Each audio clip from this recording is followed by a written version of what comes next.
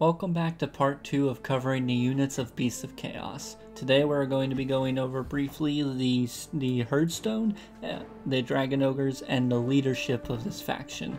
Without further ado, we're going to begin with the Herdstone. Regardless of the realm or territory, where one finds the domain of beastmen, they will find a Herdstone. These stone monuments are created through warp-infused rock, being conduits and gathering points for the herds. These icons of chaos and ruin will often take aspects of the realms they're into its features, much like the beastmen themselves. Akshi Herdstones may become like obsidian or cooling magma. Ones of Hish may become prismatic crystals or even Guran, where they might be made of wood or moss. Some Herdstones have stood since even before the Age of Myth, in extremely secluded areas of the realms. It is said that any mortal who gazes or gets too close to these cyclopean monuments immediately surrender their insanity. Prior to encroaching on civilized lands, the herds will gather for drunk and violent festivities around the Herdstones, usually their oldest one. Most will get drunk, brawls will break out, and those particularly strong or brash will challenge the alpha beast.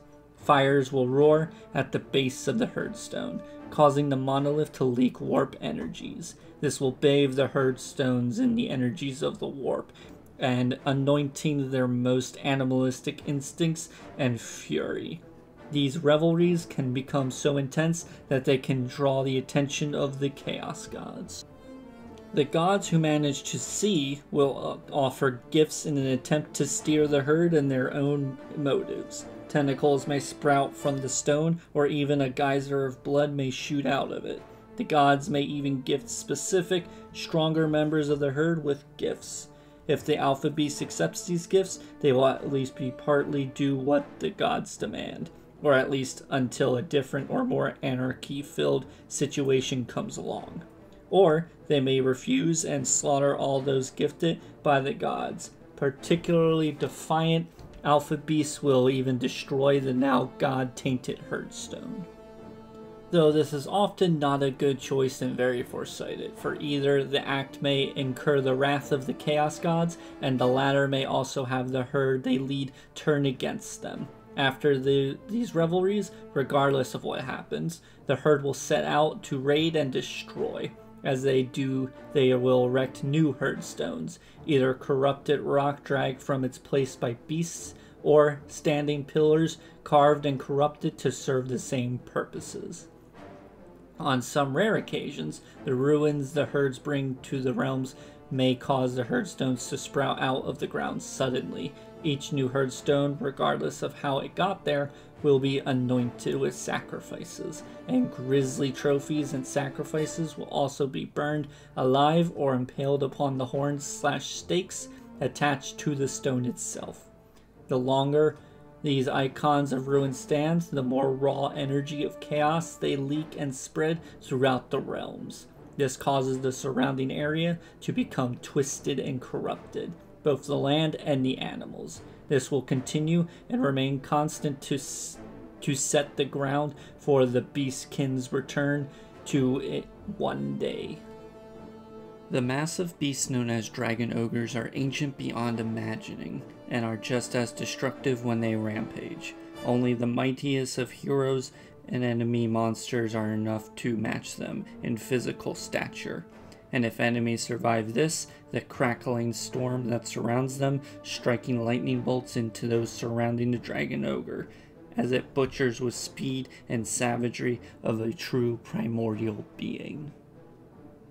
Though it is not the strength and speed of these behemoths, nor is it their ability to control lightning. No, the true terror of these beasts, it lies within their resilience. The lower, draconic half of these beasts is covered in plating so strong and thick it deflects swords, spears, and arrows. Only the underbelly is softer than the rest, the only place anyone has a dream of wounding one of these monstrosities.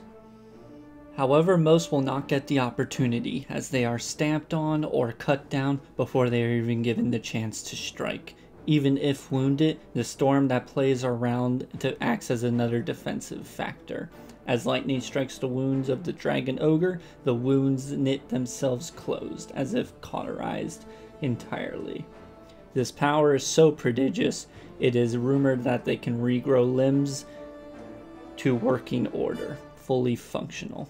The weapons they wield, towering as they are, were crafted from azurite back when they roamed the plains of the heavens.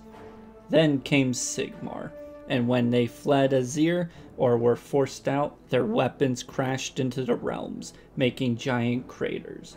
Many a city and forts have been torn apart by a dragon ogre seeking to regain its lost weapons, such as these. For good reason. The metals they're made of are tied to the wielder. They turning red hot as magma, making for even greater destructive swings. After their massively destructive rampages, dragon ogres will return to their original hearth, deep in the mountain ranges and hinterlands throughout the realms, carrying corpses of champions and other offerings to lay at their Herdstones. If found worthy, the Herdstone will attract apocalyptic thunderstorms. This will cause the dragon ogres to fall into a type of hibernation, where they absorb the power of the roiling chaos around them. When they have absorbed enough energy, they will awaken to strike out again and restart the cycle of destruction all over. And now we move on to the leadership of the beast herds, of the beasts of chaos.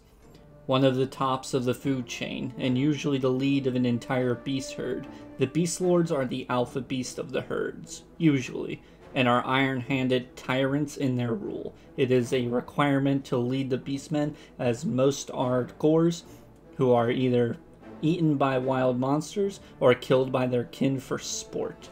Those that survive often prosper, becoming stronger and more savage.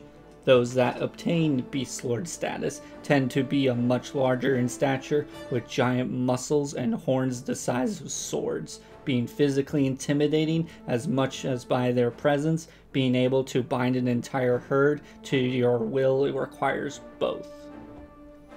Even after obtaining the title of Beastlord, they cannot relax. In fact, quite the contrary. One must be even more on their toes, as rivals within the herd and other herds, constantly trying to vie for power and wrestle it by issuing challenges and backstabbing. These can last anywhere from days of grueling combat or mere seconds, one of the combatants just being that severely outclassing the other. Leading the herds into the fray, they lead their kin less like an army and more like a hunting party, surrounding the enemy before moving in for the kill, blowing bray horns to signal the packs to outflank the enemy suddenly, guaranteeing morale to break even momentarily. These tactics spread the enemy thin, allowing for easy pickings, the Beastlord letting it loose, savagely butchering into the fray, until they spot an enemy champion. This is when the Beastlord nature truly comes out, and he lets loose on the champion, to prove the strength and savagery of his rule. After taking their head and raiding, the Beastlord will hold the head of said champion aloft and roar his glory for all the herd to see, and him reaffirm his status as the leader of this pack. Though there are other ways to gain leadership within the Bray herds themselves. The sage, advisor, prophet, and magic casters of the herds. Great Bray shamans are the only ones to obtain power, and prestige is not obtained through physical strength and savagery.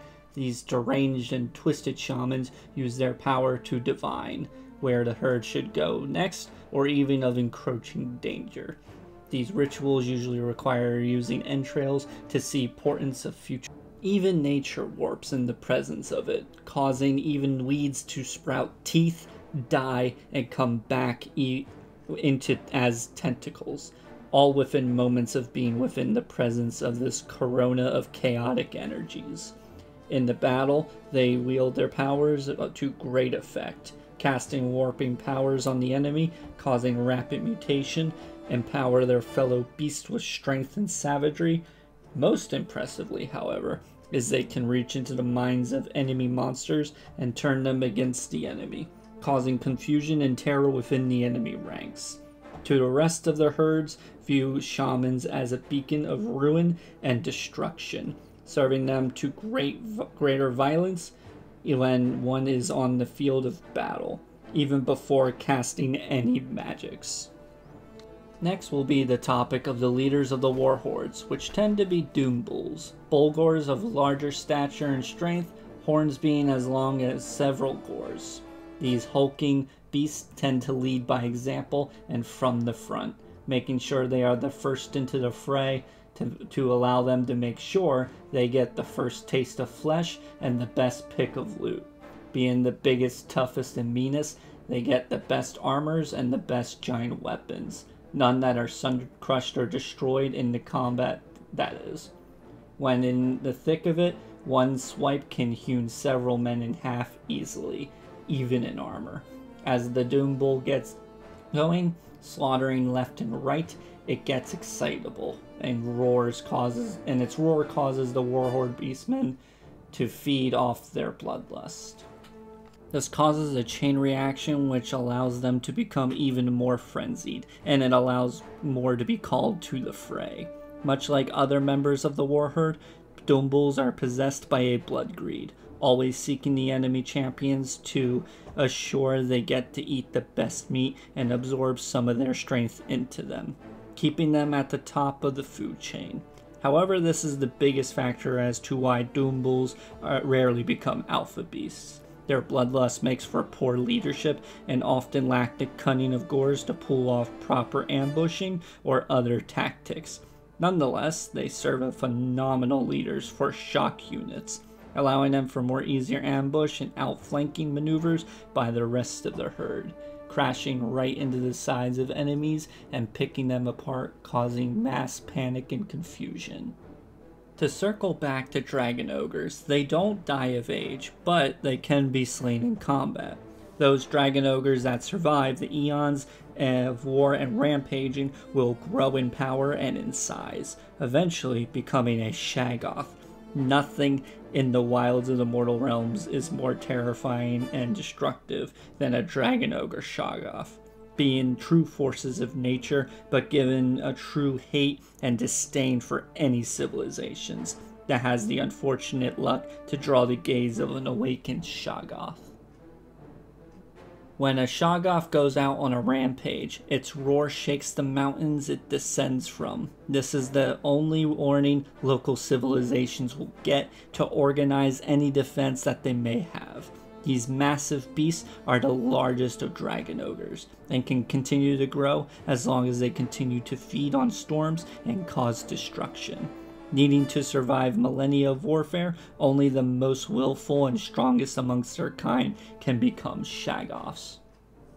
They are seen as demigods, not only by other dragon ogres, but by all of the beasts of chaos, as they are chaotic thunderstorms personified. As they grow in stature, their talons grow in length. Tails gain more muscle and length, as well as their scales, new ones grow in, and old ones will fall off. The Shaggoth will not let these go to waste, fusing them with white-hot lightning to their weapons, increasing the length and reinforcing their weapons with old scales.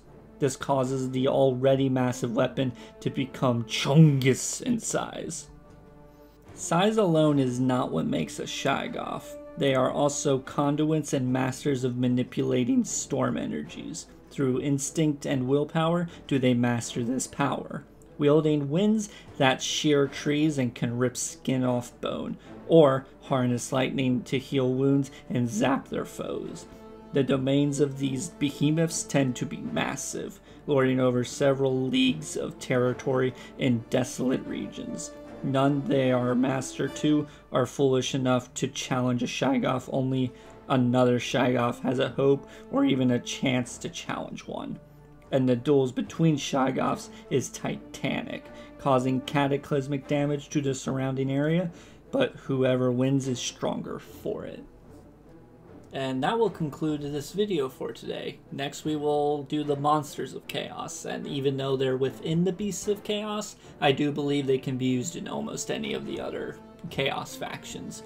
But like I said, that's the end of the video. If you like my content, please subscribe, because I'm going to attempt to make at least one video a week to put out. And like the video, because I'm trying to boost the channel up a bit. I hope you enjoyed, and happy wargaming. Goodbye.